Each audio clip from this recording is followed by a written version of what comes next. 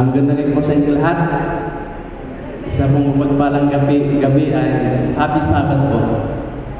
Happy Sabbath! Ay, sorry po. Happy Midweek! Alam niyo pala, midweek ngayon.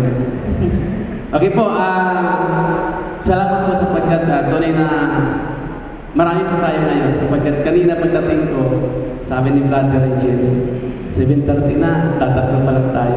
Kasi okay lang ako yun. Sapagkat mga kapatid, naranasan ko na po nga na yun magsalita.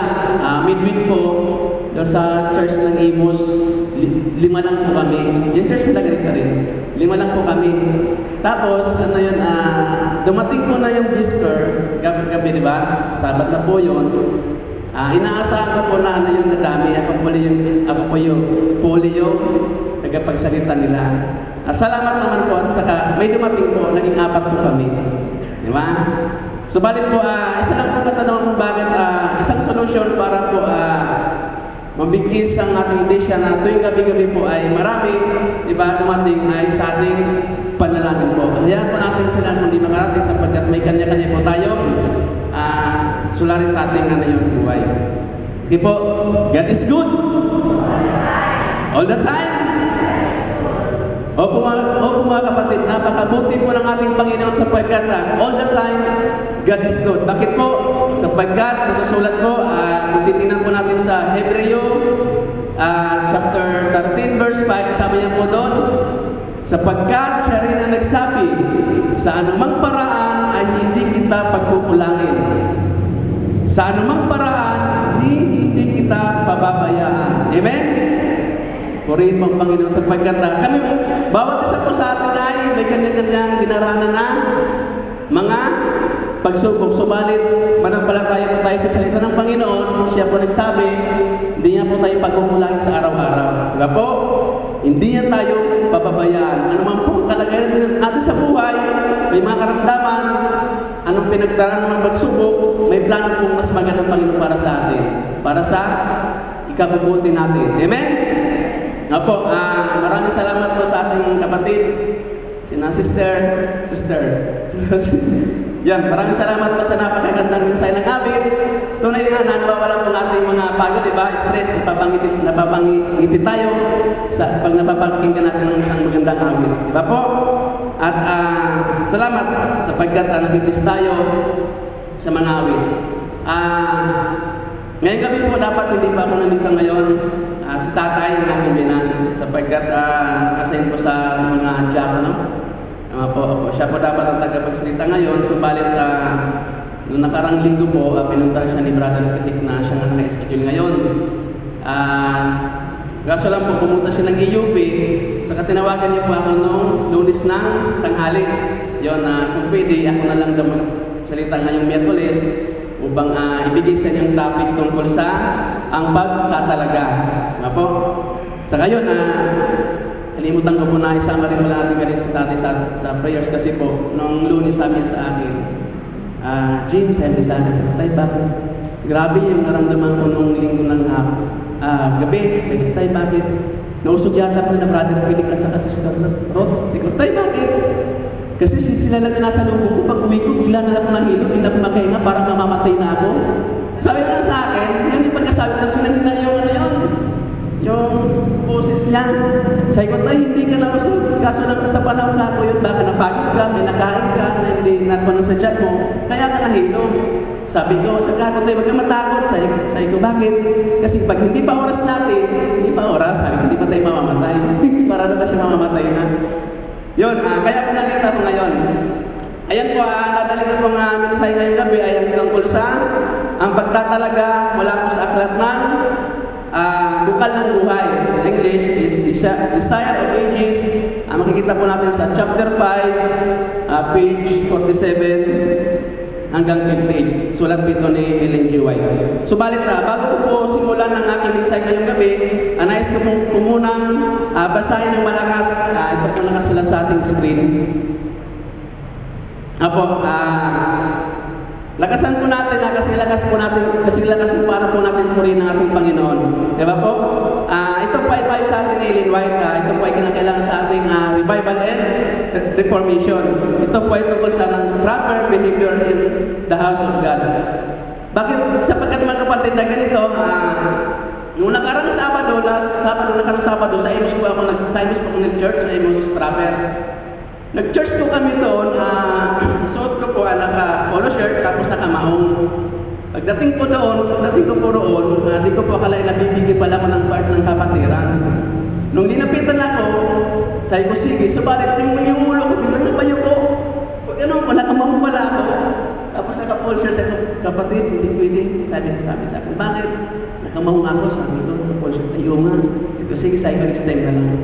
Pero nung time pala nun mga kapatid, naging itinapik tungkol yan po, ano yun, tungkol sa proper, diba, sa kasuotan, na that time talaga na natamaan po ako, kaya nagpasalamat ako sa Panginoon kasi doon pa kami nakapag-church. Di ba po, na sabi pala, kung tayo ay pupunta sa bayan ng Panginoon, kailangan isusuot po natin ay yung pinaka-special sa atin. Di ba po, kasi ang katatagpuin po natin dito sa bayan ng Panginoon, ang ating manalalang at ang ating manunumos. Kaya ang komponen ko, salamat ako sa Panginoon sapagkat marami pang natutunan. Basahin po natin ng malakas at sabay-sabay. Okay po? Pisan natin. God is heard. This is His house. A mass of pure thoughts and the holiest ones. A mass of no pride, envy, jealousy, evil surmising, hatred, or deception in my heart. For I am happy in the presence of the Holy God. This is the place where God lives in and blesses His people. The high and holy one, who inhabited eternity, looks upon me, searches my heart, and reads the most secret thoughts and asks for my life. Opo mga kapatid, sapagkat ito po yung naging topic namin doon, napakamarami po, isa-isa po ng lead elder doon. Saka pinanukala niya rin po na itong salitang ito ay ilagay po sa yung harapan ng church nila upang mapanatili, makita ng bawat meron nila roon na yung kapanalan ng bayan ng Panginoon na nandito po tayo, kinakatag po natin yung manalalang natin at manunubos kung atin. Tayo po'y manalangin. Ama naming nasa langit, maraming salamat po sa gabi ito sapagkat narito kami po'y sama-sama nagpapalakasan sa inyong mga salita. Pagpalain niyo po Ama ang bawat narito, pagpalain niyo rin po Ama ang lahat ng aming kapatiran na hindi po sila nakarating.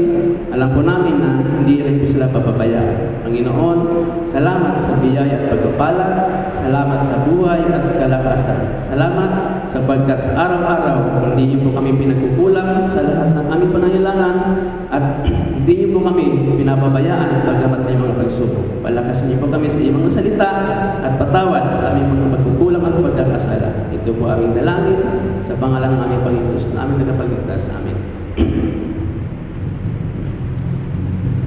Mga kapatid, ang mensahe ko po ngayon ay tungkol sa pagtatalaga na makikita po natin sa aklat ng Bukal ng Buhay. Ayon po sinabi sa pinasa ng ating kapatid kanina, tagpuan sa Luke chapter 2 verse 21-22, sinabi po doon na nagkaroon pa ng pagtatalaga tungkol sa ating tagapagligtas. Bakit po nagkaroon ng pagtatalaga? Diba? Una po, ito po ay alinsunod sa kautusan ng mga Hudyo noon, diba? Kaya po ginagawa noon. Saka bilang nagkatawang tao, si Kristo ay dapat umalinsunod sa kautusan sa lahat ng paraan na pinakapangako ng kanyang pagtalima sa kautusan. Opo mga kapatid, si Kristo ay bilang nagkatawang tao, siya po ay sumunod sa batas ng mga Hudyo. Yun po. At pagkatapos po ng pagtatalaga, ito po yung nangyari. At buong buhay niya, umalinsunod siya sa mga batas ng katalagahan, sa pangangatawan at sa espiritu. Siya ay isang halimbawa ng kung ano ang panukala ng Diyos na mangyari sa lahat ng tao sa pamamagitan ng pagtalima sa kanyang mga kautusan. Opo mga kapatid, sinasabi po ng ating leksyon ngayong gabi kung paano dapat walang dungis ang handog sa Panginoon. Opo, ganon din po bilang panganay sa anak ng paghandog, ang ating Panginoon po ay siya po ay walang dungis at walang kapintasan. Mababasa po natin ito sa 1 Pedro chapter 1 verse 19. Ang korderong walang kapintasan at ang walang dungis. Mababasa po natin sa ating leksyon ngayon ang pagtatalaga sa panganay na anak ay nagsimula pa noong panahon ni Moises bago pinanganak si Kristo. Bago pa po pinanganak ang ating Panginoon, nagkaroon na po ng pagtatalaga. Diba? Nung panahon ni Moises, inutusan siya ng Panginoon para sabihin niya kay Paraon. Ikita po natin sa Exodus 4:22 hanggang 23. Dali lang. Exodus chapter 4 verse 22 hanggang 23. Sabi po dito, at inyong sasabihin kay Paraon, ganito ang sabi ng Panginoon, ang Israel ay aking anak, aking panganay, at aking sinabi sa iyo, pahintulutan mo ang aking anak ay yumaon, upang siya ay makapaglingkod sa akin, at ayaw mo siyang payaunin, narito, aking papatayin ang iyong anak, ang iyong panganay. Napapansin po natin na special po sa ating Panginoon ang anak na panganay ng angkan Israel. Diba po? Kaya po nagkaroon ng pagtatalaga sa bawat anak na panganay ng angkan Israel at lahat po ng panganay ay sa Panginoon at maging hayop man. Diba? Exodus chapter 13 verse 2. Ito pa sabi.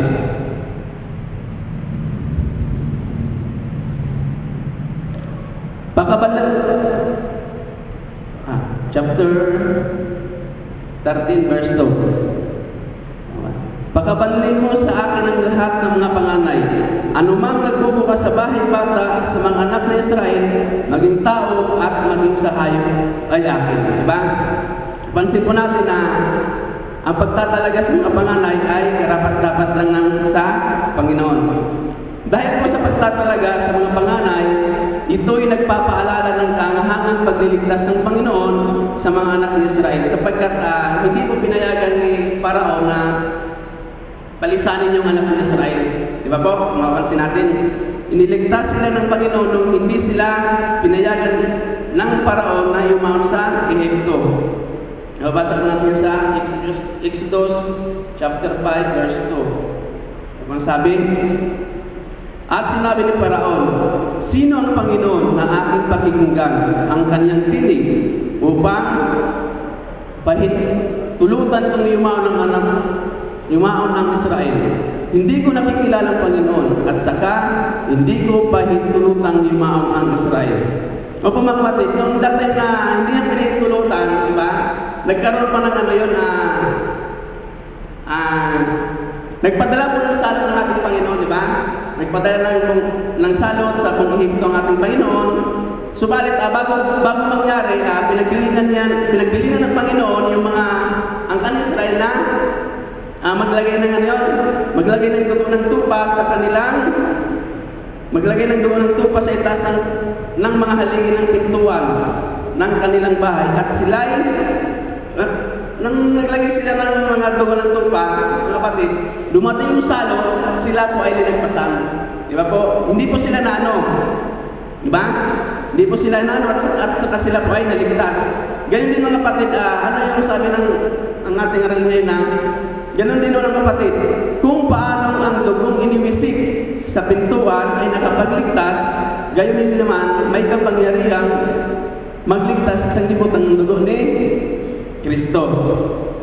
Nung panahon na itinalaga ng ating Panginoon mga kapatid, parang yun ginagawa, kung mababasa natin sa ating leksyon, ginagawa lang ng mga yun, parang tradisyon ba? Di ba? Nung panahon ng paghandog, ginagawa ito ay karaniwan lamang na ginagawa ng mga Hudyo sa mga sanggol. Parang karaniwan na lang lamang yun. At hindi gaano pinapansin ng mga magulang at anak kapag ikaw ay maralita. Nung panahon, kapag ikaw ay talaga, hindi ka gaano pinapansin ng mga saserdote. Diba? Kapag kang damit pinakita nila hindi magara, diba? Pag maralita ka, hindi gaano pinapansin kung sino ka. Basta na lang yun yung pagtatalaga. Di napapansin kung tatanungin kung sino yung pangalan. Tapos, kung sa panahon natin ngayon, yung bagay yun, mahirap, di ba? Pag mahirap ka, di ka papansinin. Di ba? Isa nararanasan natin yun. Ang pinapansin lamang naman sa sacerdote, kung ikaw ay may kayak na kasuotan. Nung panahon, pagka may magtatalaga, pinapansin lamang nila, binibigyan ng pansin kung ikaw ay may kayak na kasuotan. Pag may, sa panahon natin ngayon, pag ikaw may kaya, papansinin ka, di ba? Katulad lang sa may mga lugar tayong pupuntahan, di ba? May mga okasyon, pag ang suot mo yan na yun, medyo hindi karapat dapat, parang itsapera, di ba? Pero pagka maganda, wala na ganinasis. At dahil maralit ang pagtingin ng mga saserdote kina Maria at Jose, inihandog ang batang si Jesus pangkaraniwang lamang, di ba? Ginawa nila, parang hininandog lang ng batang Panginoon Jesus na pangkaraniwang lamang, di ba? Sapagkat hindi talas ng saserdote, itong batang hawak nila ay ito ang hari ng langit, ang hari ng kalawalhatian. Hindi nila alam, mga kapatid, di ba?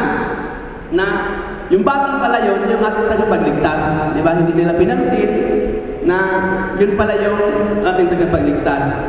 At ito ang sanggol na isinulat ni Moises sa Gawa, chapter 3, verse 22.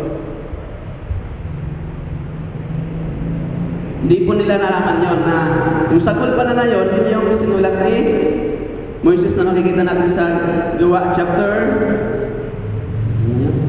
3, verse 22. Basahin po natin.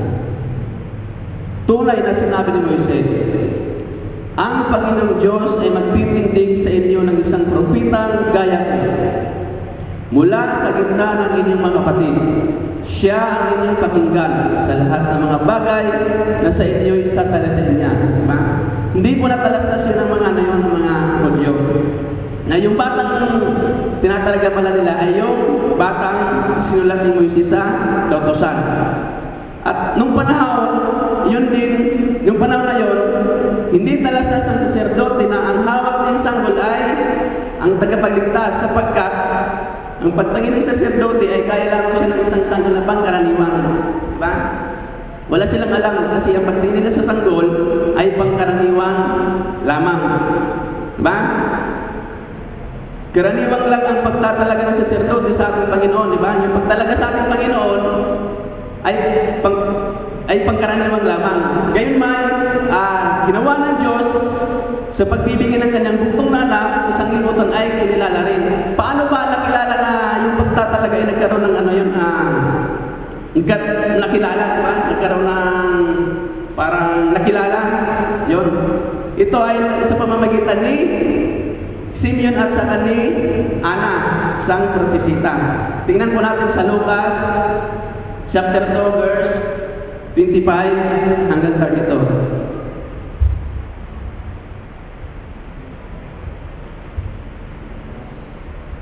Ito po yung sinasabi kung paano yun. At narito,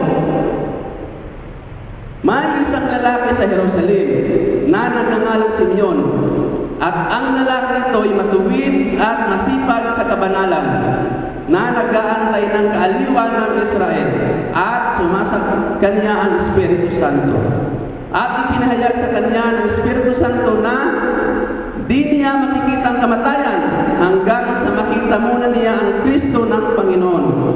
At siya ay napasa templo sa Espiritu at nang ipasok sa templo ang sanggol na si Jesus ng kanyang mga magulang upang sa kanyang magawa nila ang nauukol alinsunod sa kaugalian ng utusan. Ay tinanggap na niya siya sa kanyang mga bisig at pinuri ang Diyos at nagsabi, tinanggap niya Panginoon. Kinuha ni Simeon sa Panginoong Isos, di ba? Kinuha niya at nagpuri sa Diyos at ito sinabi niya, ngayon, papanamin mo, Panginoon, ang iyong alipin ayon sa iyong salita sa kapayapaan, sapagkat nakita ng aking mga mata ang iyong pagliligtas na iyong inihanda sa unahan ng manukha ng lahat ng mga tao. isang ilaw upang ipahayag sa mga hintil at ang kaluwalhatian ng inyong bayang Israel. Mga kapatid, ito yung nagbigay ng ano yun kahalagaan tungkol sa pagtatalaga sa ating Panginoon. Diba? Kasi nandun sila, nasa lubong. Tapos nandun din po si Ana. Sa 36, sinasabi po, at naroon din naman si Ana na isang propesita.